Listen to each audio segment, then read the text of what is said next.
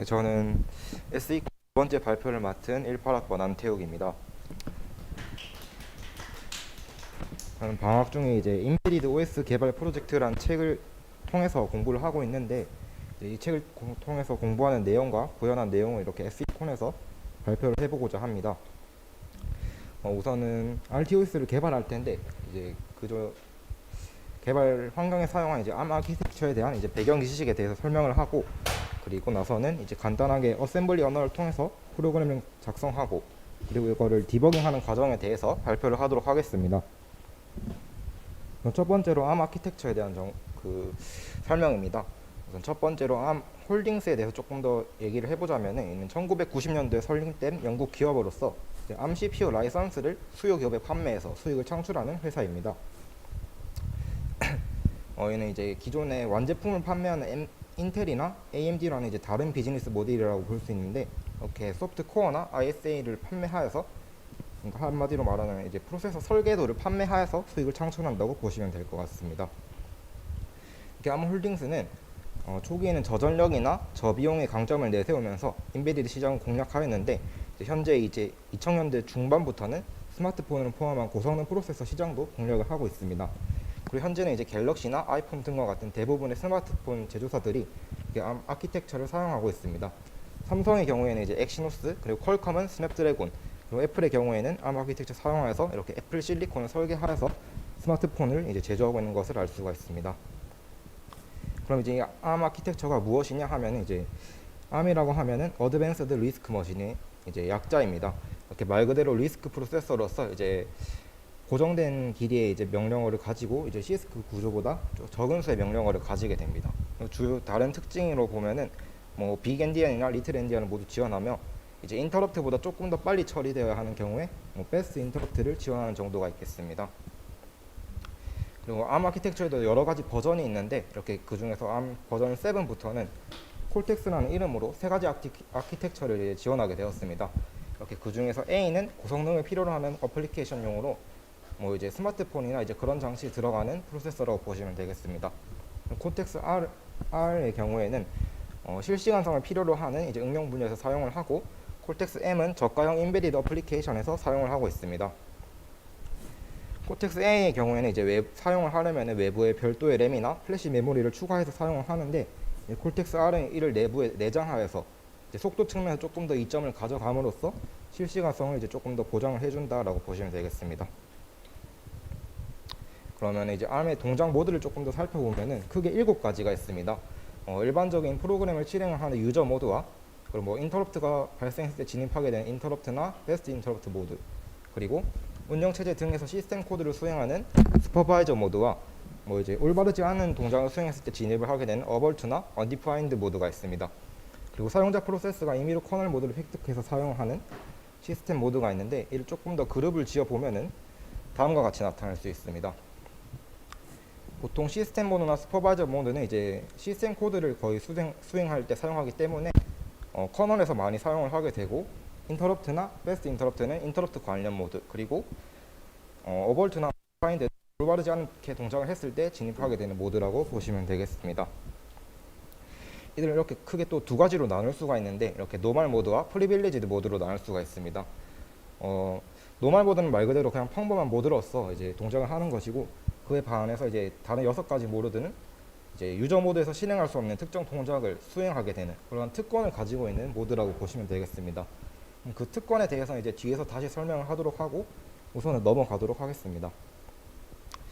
그리고 이제 우측에 있는 구조를 보시면은 이제 어드레스 레지스터 같은 거 외에도 이제 레지스터 뱅크라고 해서 총 37개의 레지스터가 존재하게 됩니다.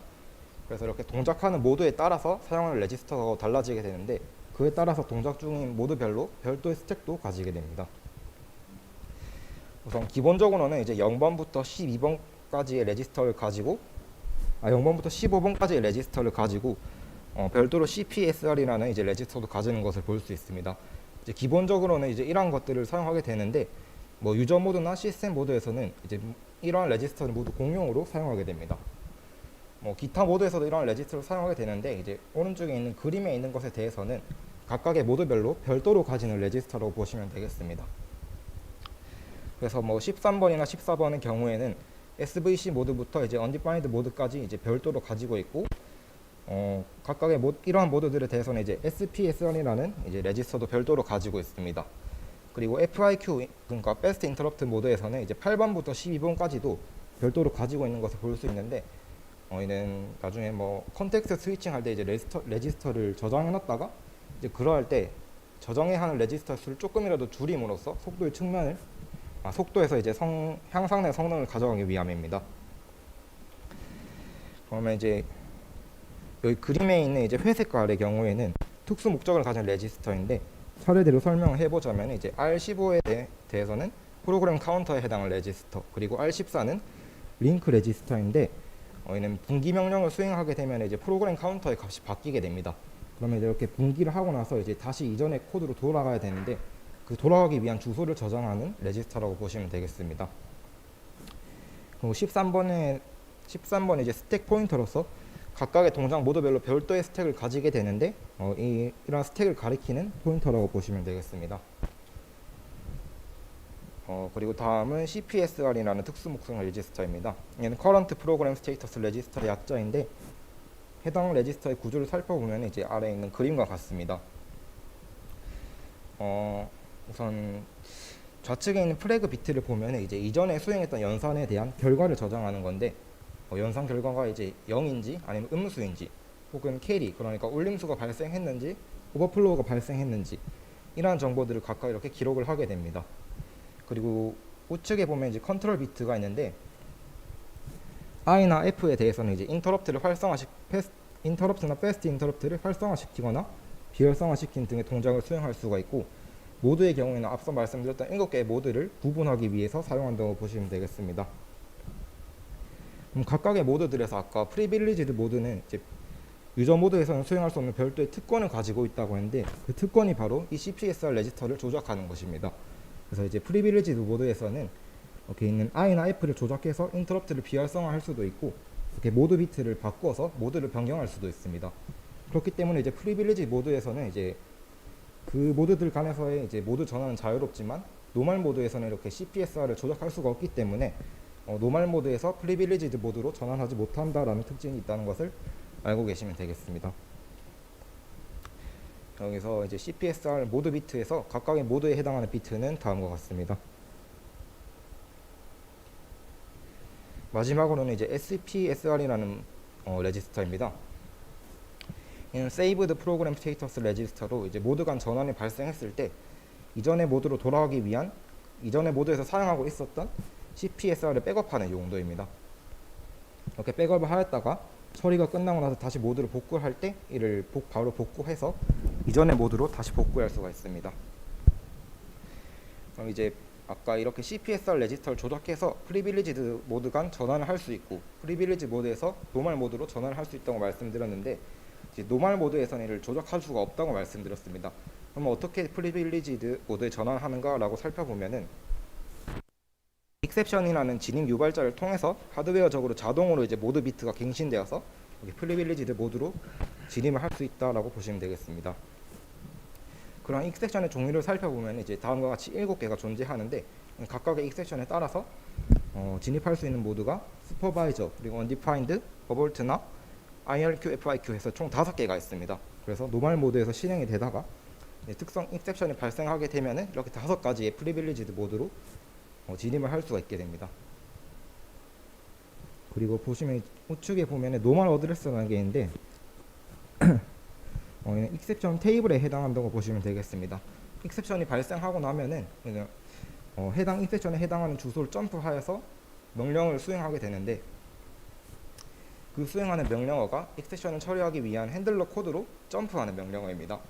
이제 이러한 방식을 사용하는 이유는 프로세서마다 이제 익셉션을 처리하는 방식이 다르기 때문인데, 그 처리하는 코드를 바로 테이블에 넣게 되면 이제 코드 길이도 달라지고 해서 이제 메모리 측면에서 이제 효율이 낭비가 발생할 수 있기 때문에 익셉션 테이블에는 단순히 점프하는 코드만 작성해 놓고 이제 개발자가 작성한 핸들러 코드는 별도로 매핑 시켜준다고 보시면 되겠습니다.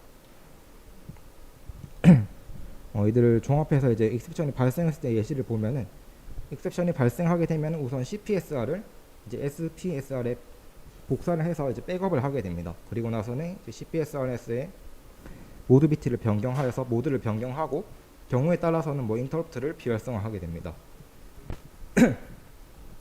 그리고 나서 이제 다시 이전 모드로 돌아가기 위해서 이전의 실행 흐름으로 돌아가기 위해서 이제 프로그램 카운터 값을 헤럴 레지스터에 저장을 하고 이제 익셉션 테이블로 이제 어드레스를 변경을 하게 됩니다. 그러면 이제 테이블을 보고 나서 다시 핸들러 코드로 점프를 하고 이제 핸들러에서 처리를 하게 될 것입니다. 핸들러 코드의 수행이 끝내고 난 다음에는 이제 PC 값이나 이제 CPSR 레지스터를 보관하여서 기존의 실행 흐름으로 복귀할 수가 있게 됩니다. 이렇게 해서 이제 배경 지식에 대한 내용은 여기까지로 하고 다음은 이제 개발한 내용에 대해서 설명을 드리도록 하겠습니다. 우선 저는 호스트 PC로는 이제 우분투 22.04 LTS 환경을 사용하였고 RTOS를 이제 실행할 타겟 PC로는 이제 리얼뷰 PB-A8이라는 장치를 선택하였습니다. 해당 장치는 ARM 버전 7의 콜텍스 A8 코어를 사용하는 장치라고 보시면 되겠습니다. 근데 이렇게 실제 하드웨어를 구해서 하는 것보다는 이제 간편하게 실행을 하고 싶어서 여기 QEMU라는 가상 에뮬레이터를 사용하였습니다. QEMU는 이제 여러 가지 아키텍처를 지원하는 뭐 오픈 소스 에뮬레이터라고 보시면 되겠습니다. 그래서 개발하기 위해서는 뭐 크로스 컴파일러나 디버거 그리고 QEMU 에뮬레이터를 설치해야 하는데 각각의 설치하는 명령은 이제 다음과 같습니다. 보시면은 GCC ARM non-EABA라고 적혀 있는데 이가 의미하는 거는 GCC ARM 플랫폼 그리고 ABI 타입입니다. 플랫폼이라 하면 이제 어떤 플랫폼 위에서 동작하는가에 대한 것을 지정하는 건데 뭐 리눅스가 될 수도 있지만 저희는 이제 아무것도 없는 펌웨어 그러니까 프로세서 위에서 사용할 RTOS 일종의 펌웨어를 만드는 거기 때문에 이렇게 논이라고 지정하였고 EABI는 이제 Embedded ABI라는 것을 의미하는 것입니다. 이렇게 ABI라고 하면은 Application Binary 인터페이스라고 하는데 이제 바이너리 수준에서 호환이 가능한 인터페이스를 의미합니다. 이는 다르게 말하면 링커가 링킹을 하는데 필요한 정보들이 포함된 목적 파일이라고 볼 수 있는데 그러한 정보들이라고 한다면 실행 파일 형식, 자료형, 그리고 정보라던가 이제 함수의 인수를 전달하는 방법과 같은 이제 호출 규칙이 이렇게 담겨 있다고 보시면 되겠습니다. 그래서 이제 필요한 툴들을 이제 모두 설치하고 나면 이제 개발을 진행하게 되는데 이러한 흐름을 간단하게 나타내 보면 이렇게 나타낼 수가 있습니다. 인베디드 소프트웨어 개발을 할 때는 타겟 PC에 대한 정보를 이제 자세히 알고 있어야 하기 때문에 데이터 시트라는 것을 읽게 되는데 이렇게 데이터 시트를 읽어서 레지스터의 종류나 사용법 등을 파악할 수가 있습니다. 그리고 이를 기반으로 하여서 프로그램을 작성하고 빌드를 하고 그리고 디버깅을 하는 과정을 반복하면서 이제 프로젝트를 진행하게 됩니다. 우선 첫 번째 간단하게 어셈블리 언어를 사용해서 프로그램을 작성해 보도록 하겠습니다. 그를 위해서 이제 데이터 시트를 읽어보았는데 이제 간단한 예시를 들어보도록 하겠습니다. 데이터 시트에는 이제 여러 가지 레지스터의 종류와 이제 그에 대한 설명이 나와 있는데 그 중에서 저희는 sysid라는 레지스터에 대해서 살펴보도록 하겠습니다. sysid 레지스터는 이제 시스템 아이덴티파이어의 약자로 하드웨어를 식별할 수 있는 정보를 가진 읽기 전용의 레지스터입니다. 이렇게 데이터 시트를 참고하면은 베이스 주소와 옵셋 밸류를 이제 확인하여서 이제 sysid의 주소가 이제 0x1000-0000이라는 것을 확인할 수가 있습니다. 그리고 이에 대한 조금 더 자세한 정보도 확인할 수 있는데 이렇게 보드 넘버라던가 그리고 버스 아키텍처에 대해서는 이제 초기 값이 존재하는 것을 볼 수가 있습니다. 그래서 앞에 있는 리셋 밸류처럼 이제 0x01798000이라는 초기 값이 있는데 이제 어셈블리 언어로 이를 조회해보는 프로그램을 작성해 보도록 하겠습니다. 이렇게 해서 첫 번째로 작성한 어셈블리 코드입니다. 여기서 이제 텍스트의 경우에는 해당 블록 내 코드가 텍스트 섹션에 위치한다는 것을 의미하는 것이고 글로벌의 경우에는 이제 뒤에 있는 벡터 스타트나 벡터 엔드와 같은 레이블에 대해서 해당 심볼을 다른 파일에서도 접근할 수 있도록 그러니까 전역 변수처럼 취급을 하겠다라고 보시면 되겠습니다. 벡터 스타트에서는 이제 R0번 레지스터에 이제 0x1000-0000이라는 값을 저장했는데 이거는 시스템 sysid의 레지스터의 주소라고 보시면 되겠습니다. 그리고 밑에 문장에서는 이렇게 레지스터 R0에 저장된 주소의 값을 R1에 저장하라. 그러니까 0x1000-0000 주소에 저장된 값을 R1 레지스터에 저장하라라는 이제 코드라고 보시면 되겠습니다. 그리고 뒤에 있는 벡터 end는 그냥 단순히 메모리를 0으로 채우는 명령어입니다. 여기서 이제 제가 섹션이라던가 이제 뭐 심볼이라는 단어를 얘기를 했는데 여기에 대해서 조금 더 설명을 드리도록 하겠습니다. 우선 ELF라 하면은 executable and linkable 포맷으로 실행 파일이나 목적 파일 그리고 공유 라이브러리, 코어 덤프를 위한 바이너리 파일 형식입니다. 이는 유닉스 계열 시스템에서 표준으로 사용하고 있는 것으로 이제 ARM에서도 사용이 가능합니다. 심벌이라 하면은 링커가 알아볼 수 있는 기본 단위로서 이제 링크를 한 후에는 해당 심벌에 대해서는 자신만의 주소를 갖게 됩니다. 그렇기 때문에 이제 벡터 스타트나 벡터 엔드에 대해서는 이제 이에 대한 주소를 갖게 될 것이고 글로벌로 선언을 했기 때문에 다른 파일에서도 여기에 접근을 할 수가 있게 될 것입니다. ELF의 구조에 대해서 조금 설명을 드리도록 하겠습니다. ELF 구조를 살펴보면 크게 헤더 부분과 섹션 부분으로 나눌 수가 있습니다. 이제 헤더에는 해당 바이너리 포맷의 이제 매직 넘버라던가 API 버전 및 종류, 타겟 시스템 아키텍처 등과 같은 정보들이 포함되어 있습니다. 그리고 섹션의 경우에는 이제 여러 가지가 있는데 그 중에서 중요한 것들에 대해서 조금 설명을 드리도록 하겠습니다. 텍스트의 경우에는 아까 보신 것처럼 이제 코드 같은 것들이 위치하게 되고 데이터의 경우에는 초기화된 전역 변수, BSS는 초기화되지 않은 전역 변수가 위치하게 됩니다. 그리고 REL 텍스트나 REL 데이터에는 이제 다른 파일들의 선언된 이제 심벌들이 위치하게 되고 심벌 테이블에는 심벌 테이블로서 이제 전역 변수와 함수에 대한 심벌들이 위치하게 됩니다. 그러니까 자기 자신의 파일에서 선언된 이제 전역 변수는 심벌 테이블에 들어갈 것이고 만약에 다른 파일에 이런 정보가 기록이 되게 됩니다. 그럼 이제 링커를 사용하면 이제 여러 가지 파일을 링크해서 이제 최종 실행 파일을 만들게 되는데 링커는 이렇게 REL 텍스트나 REL 데이터와 이제 심벌 테이블을 이제 매핑하여서 이제 최종적으로 연결을 하게 되고 각각의 파일에 있는 이제 섹션들을 한 곳으로 모아서 최종 실행 파일을 만들어지게 됩니다. 그럼 이제 첫 번째 프로그램을 작성했으니까 이제 빌드를 해서 실행 파일들을 만들어 보도록 하겠습니다. 그를 위해서는 이제 링커 스크립트를 사용해야 하는데 이제 얘는 각 섹션들의 메모리를 어느 주소에 위치시킬지 지정하는 파일입니다. 보통 윈도우나 리눅스용 어플리케이션을 개발할 때는 이제 OS 내부에 포함된 링커 스크립트를 사용하기 때문에 이제 고려하지 않아도 됐는데 펌웨어를 개발할 때는 이제 하드웨어 환경에 맞춰줘야 하기 때문에 이렇게 스크립트를 사용해서 섹션들의 배치를 세세하게 조정하고는 합니다. 링커 스크립트를 살펴보면 이제 다음과 같습니다. 이렇게 메인 위에서 이제 엔트리 포인트로 이제 벡터 스타트를 지시하였고 이제 각 섹션들은 이제 0번지부터 위치하면서 이제 텍스트, 데이터, 위치를 시켰습니다. 그래서 텍스트 중에서는 이제 아까 두 개의 레이블이 있었는데 벡터 스타트 심볼을 이제 제일 처음으로 위치시킴으로써 이제 전원이 들어왔을 때 이제 0번지에서 이제 명령을 읽게 되면 해당 코드가 수행이 되도록 하였다라고 보시면 될 것 같습니다.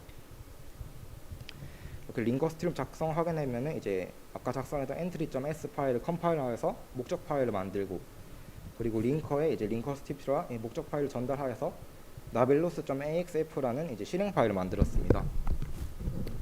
axf 파일이라 하면 이제 ELF의 변형으로서 디버그 섹션의 이제 드워프 2.0 구형을 따른 것이라고 보면 되겠습니다.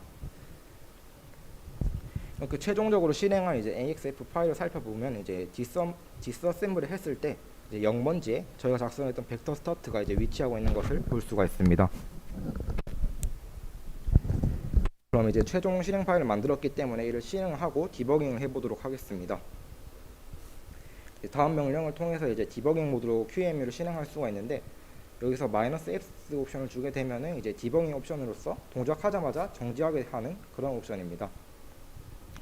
이렇게 디버깅 모드로 실행하고 난 다음에 이제 디버기를 실행해서 연결을 하게 되는데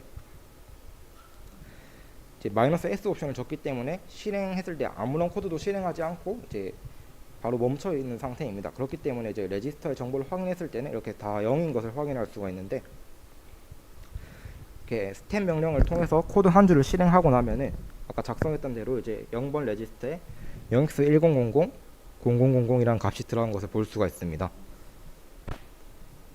그리고 다시 한 번 더 스텝 명령을 수행한 후에 이제 레지스터의 정보를 조회하면은 이제 0x1000 주소에 있는 값을 이제 R1 레지스터에 가져온 것을 볼 수가 있습니다.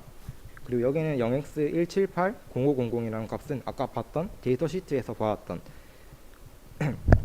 해당 레지스터의 이제 리셋 밸류와 동일한 것을 볼 수가 있습니다. 이제 이러한 과정을 통해서 저희는 이제 sysid라는 레지스터의 값을 조회하는 어셈블리 프로그램을 작성하고 실행하였다고 볼 수가 있습니다. 네, 이후에도 이제 다른 내용에 대해서도 개발을 할 때도 여기 데이터 시트를 보고 그에 대한 코드를 작성하고 그리고 실행 및 디버깅하는 과정을 반복하면서 개발을 진행할 수가 있습니다. 아까 익셉션 테이블에 대해서 설명을 해드렸는데 이제 실질적인 프로젝트에서 이런 방식을 사용하지는 않고 이제 보통 영번지에다가 이렇게 익셉션 테이블을 배치하도록 합니다. 그래서 주소 0번지에는 리셋 익셉션에 대한 이제 점을 작성하여서 시스템이 처음 실행되게 하면 이제 리셋 익셉션 핸들러가 실행되도록 하는데 그를 통해서 이제 하드웨어 자원들을 초기화하고 나서 그리고 그 다음에 이제 메인 함수로 넘어감으로써 이제 하드웨어 초기화하고 나서 이제 저희가 작성하는 C 언어로 작성하는 코드를 실행할 수 있게 되는데 이제 그러한 내용에 대해서는 다음 발표에 이어서 발표를 하도록 하겠습니다. 네, 그러면 이제 질문을 받고 나서 발표를 마무리하도록 하겠습니다.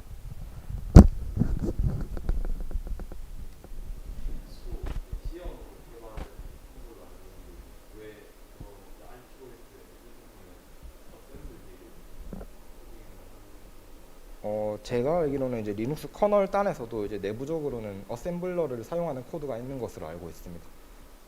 이 부분은 어셈블리가 성능상의 문제 때문에 어셈블러를 사용해서 개발해야 되는 이제 C 언어로 하면은 이제 스택을 뭐 초기화한다던가 이제 그런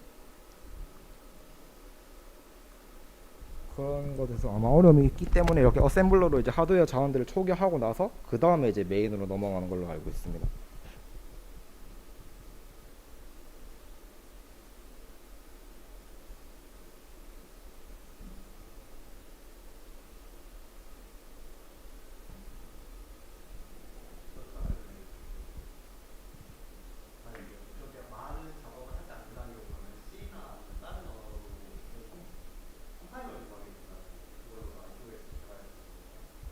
질문 다시 한번 말씀해 주시겠어요? 어셈블리어를 사용하는 경우 만약에 큰 성능이 필요한 경우가 아니라면은 C 이런 걸로 개발이 가능한지. RTOS를 이제 개발할 때 이제 그거를 전부 다 어셈블러로 하는 것은 무리가 있기 때문에 이제 이후에 메인 함수로 넘어가서 이제 고급 언어로 RTOS를 개발하게 될 겁니다. 그러면 개발할 수 있는 고급 언어의 폭이 어느 정도인가요? 아까 말씀드린 이제 최종 실행 파일을 만들어야 하기 때문에 이제 어플리케이션 바이너리나 이제 ELF 포맷을 이제 호환된 한에서는 이제 C나 뭐 C++ 등의 언어를 사용할 수가 있습니다.